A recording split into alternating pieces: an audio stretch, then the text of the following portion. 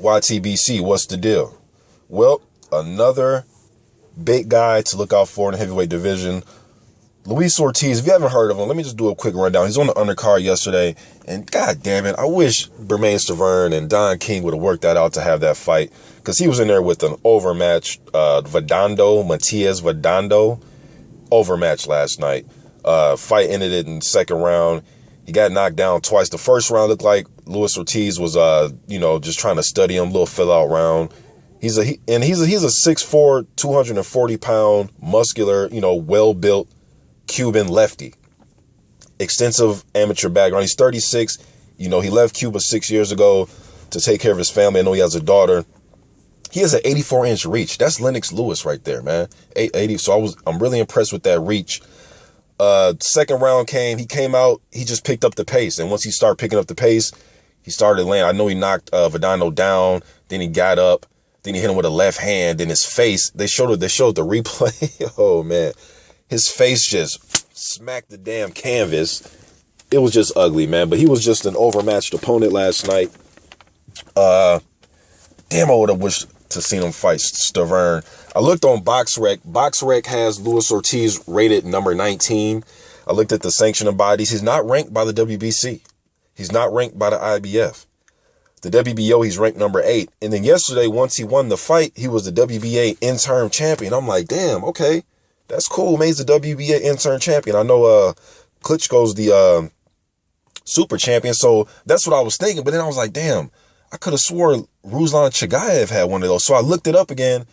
Silly me. Why would I think that there's only 2 champions in the WBA? Oh, no. It gets better. There's 3. So silly me. Luis Ortiz is the interim WBA champion. Ruslan Chagayev is the regular WBA champion. And Vladimir Klitschko is the super WBA champion. I know that shit sounds silly, but Luis Ortiz from his team and his management, Golden Boy, they said that Brian Jennings turned down the fight. We see Bermain Stavern turn down. Oh, I'm not going to say Stavern and Jennings, those guys individually turned down the fights, but either their management, their promoters, they turned down the fight. Their side turned down the fight. But what did I see yesterday from Luis Ortiz? Speed, power, coordination. He has a lot of power in that left hand, long-ass reach. He's a calm stalker. He's one of those guys that kind of, stalk you very calmly. He's not wild. When he does get you hurt or buzz, he doesn't go he doesn't go Jermaine Taylor on you. He doesn't just go wild and, waste punches. He's kind of like how Miguel Cotto is. You guys, how Cotto can go in there and stalk you rather calmly and keep a jab on you. And as soon as he gets within a good punch reach, he's letting all hell go on you. He surprised me with that. Now I want to see his chin. And I've seen Luis Ortiz fight. I've seen the Monty Barrett fight. I've seen the Latif Coyote fight. I've seen him fight some guy named Byron Poley on YouTube. And I've seen a couple of his amateur fights on YouTube. So I'm not going to sit here and say that I've seen, all of Luis Ortiz's fights. I haven't. The Latif Coyote fight, questionable stoppage. He knocked Latif down. Latif got up. And then toward the end of the round, he had him, Latif wasn't throwing enough punches though, man. So I can see why the ref stepped in, but he wasn't hurt or anything. Speaking of Latif Coyote, kind of changing subjects. He has a cruiserweight title fight coming up against Dennis Lebedev for the WBA strap next month.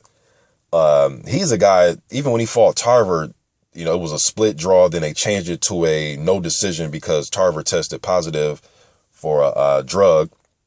And then Luis Ortiz, the same thing against Latif Coyote. He knocked him out in the first round. Then he tested positive for a drug. So they're kind of savoring Coyote's undefeated record. But back to Luis Ortiz, I want to see more of him. And I'm waiting to see guys get in there with him. I don't want to see him in there with, he fought a 2011 version of Burt Cooper. Yes, that Burt Cooper that fought that fight, that crazy fight with Michael Moore back in the day and had the success in the ring with Vander Holyfield for a few rounds. Yes, that Burt Cooper from the early 90s, late 80s. He fought him in 2011. Monty Barrett was a decent win. Barrett got hit in the nose and he hit Monty Barrett in the face, man, and Barrett went down to one knee and pretty much said uncle. And Barrett's usually a guy that will give some guys some trouble. Guys that are up and coming, he'll give them trouble. And guys who are coming back from, long layoffs that have names, he'll, give them trouble here and there.